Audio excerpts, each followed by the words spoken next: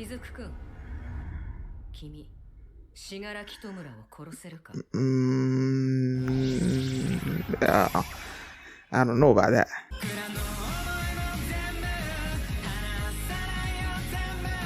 Hi everyone, I'm going to react to My Hero Academia Season 6, Episode 18, Izuku Midoriya and Tomura Shigaraki. Okay. Last episode was the hellish Midoriya family. Either way, it was the backstory of Toya and the family, how he was presumed dead and everything, and how everybody is like, we need to stop him, including Hawks and Best Genius.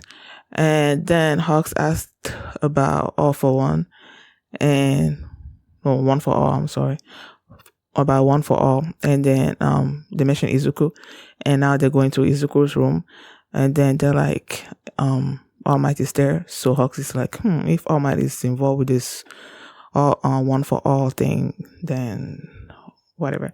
And then they went into the room, and Midoriya is still not waking up, and All Might is saying that he's talking with the previous holders of the One for All. Yeah. So yeah, that's what happened last episode. And before we get into this one, if you guys have my reaction, please give it a thumbs up, subscribe, and please consider supporting my Patreon at patreon.com/mini. And now let's start this episode, and here we go.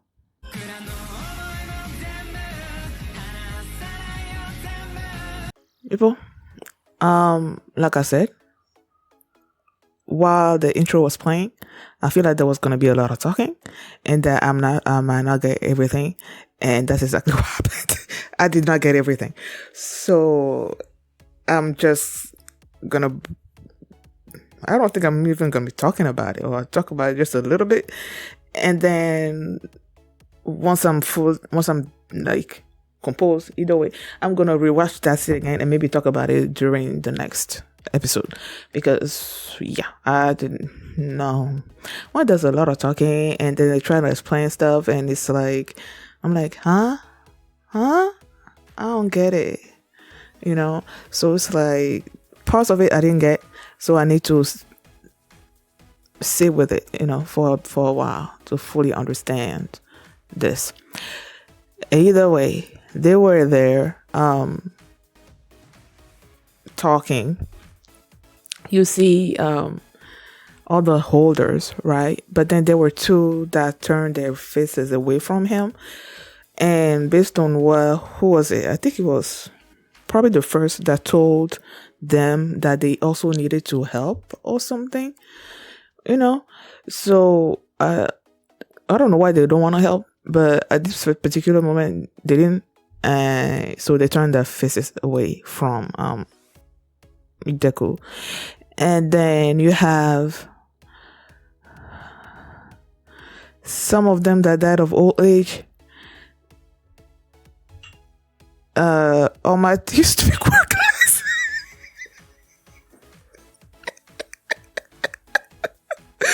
I'm laughing because I know I didn't get it. Like, some of them had quirks, and what they couldn't, like, is it because you had a quirk previously that you couldn't, like, when you get One for All, that you overflow and then you die early? I don't know. Like I said, I'm so confused about that scene. But they kept saying that Yagi. Is Yagi? I feel like Yagi must be One for All, right? I kept seeing the guy in the all yellowy thingy, and I'm like, they kept saying Yagi looked into. I'm like, who the frick is Yagi? And then I'm like, wait a second. Off one was saying, not for one. Oh my goodness. All Might was saying that he's himself inside One for All is feeling all these things and stuff. The guy was not talking or anything. So I'm like, wait a freaking second. Mimi, how did it take you so long to know that that's See, even that small bitty thing, I didn't fully catch on to that until closer to the end of their talk. So you guys can imagine how I did not get anything at all when they were talking about one for all and all for one and stuff. The only thing that I'm taking away from that scene right now, like I said, I'm gonna go back and look through that again. But the only thing that I'm taking away from that scene is that Izuku, when they first faced, when One for All, no, All for One took over Shigaraki and all of that, and Izuku felt like the small child inside Shigaraki was asking to be saved. They didn't see it that way, you know. They just saw Shigaraki wanted to be saved from All for One taking control of him. They didn't see. He kept seeing the hatred that he had toward them, toward the heroes and everything. But Izuku was able to see past all that to the little child that still wanted help, you know. And he's like, he's gonna save that person. And as he kept talking about that, you know, before he was just mumbling what he was trying to say, but they understood it, right? And they were writing in Japanese down whatever he's trying to say. They were understanding what he's trying to say, but he wasn't speaking normally. But as he kept going, and you see the assurance in him, you see the determination in what he was saying coming through, he was able to speak normally. Like he wasn't in shadow anymore. You could see his whole body being able to come out of that shadowy thingy that was stopping him from talking normally and stuff. And then you see that little child Izuku also, like, you know, him talking about how One for All is not a power to kill, it's a power to save. That's what he learned from All Might, and that's what inspired all these young people to become heroes and everything. So yeah, he's not going to use this power to kill Shigaraki. When the time comes, he's going to find a way, but no, he's not going to use it to kill. And some of them were crying, and I'm like, oh, and I was crying. And she told Izuku that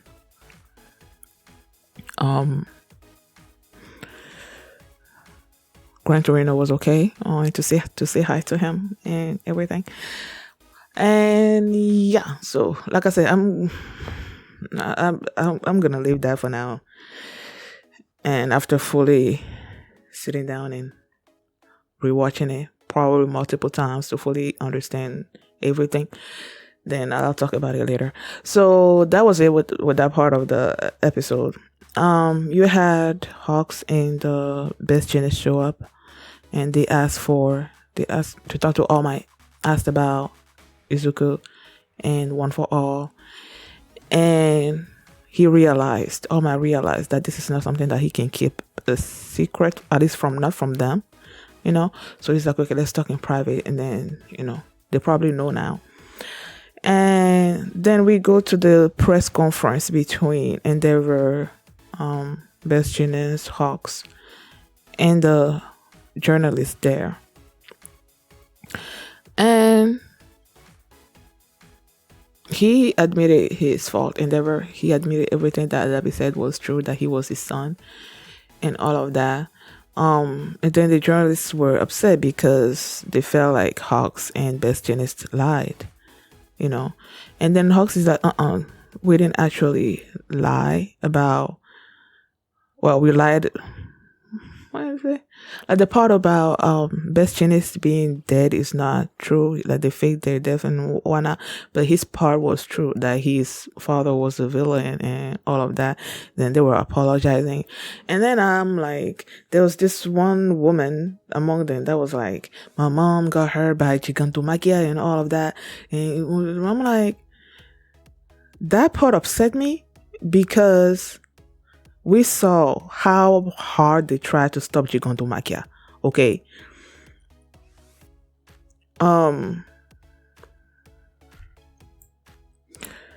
Yeah, Midnight died. Okay. she died and other heroes died trying to stop Gigantomachia. So when she got up there, your mom just got hurt, okay? And I know other people died, but it's not like the heroes did not try to stop them with everything that they had. So that part upset me, like really, that upset me, okay? Then, okay. She was upset and all that, and that they should be like stopping the villains and whatnot. Like they don't know. Of course, they know that they needed to stop them. And now they came up with the plan about having these schools being sheltered area that the teachers and we all have the heroes there, and then the students that are trying to be heroes or whatever, so that they can protect the people and all of that. And they were getting angry and whatnot, and then Endeavor was like, just don't direct just direct all your anger toward me, because I'm the cause of all of this and whatnot.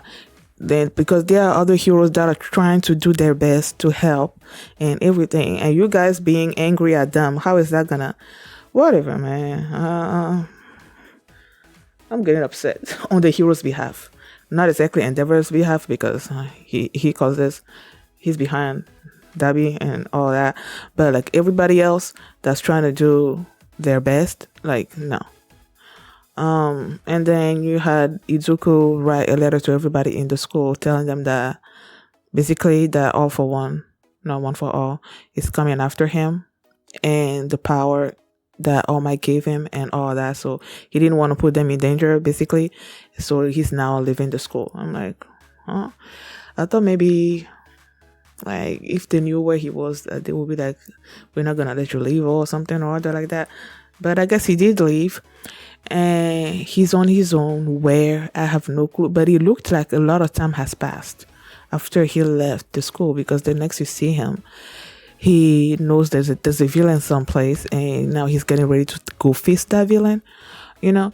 So it seems like he's doing hero things outside of, after having left the school, he probably did some more training, and now he's going after villains and stuff, getting rid of villains by his own, on his own.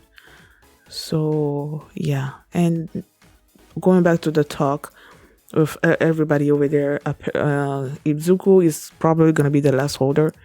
So this is sort of like the final battle between One for All and All for One. Let me see something. I kept thinking about it as they were talking. I'm like, One for All plus All for One.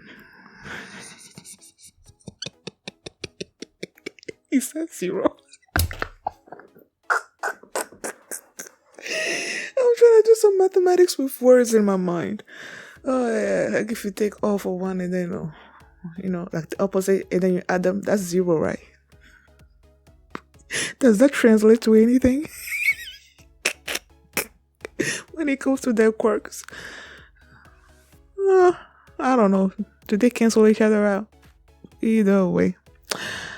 That was it with this episode. Thank you guys for watching, and if you like the reaction, please give it a thumbs up, subscribe, and if you want to see my reactions to the next episode, you can do so by checking out my Patreon at patreon.com/feelingme, and you can also see the full length for this reaction there as well. So thanks for watching, and I will see you next time. Bye. I love you, baby. Without you, to play my show. Don't I see them on the wall? Don't I you so on the wall?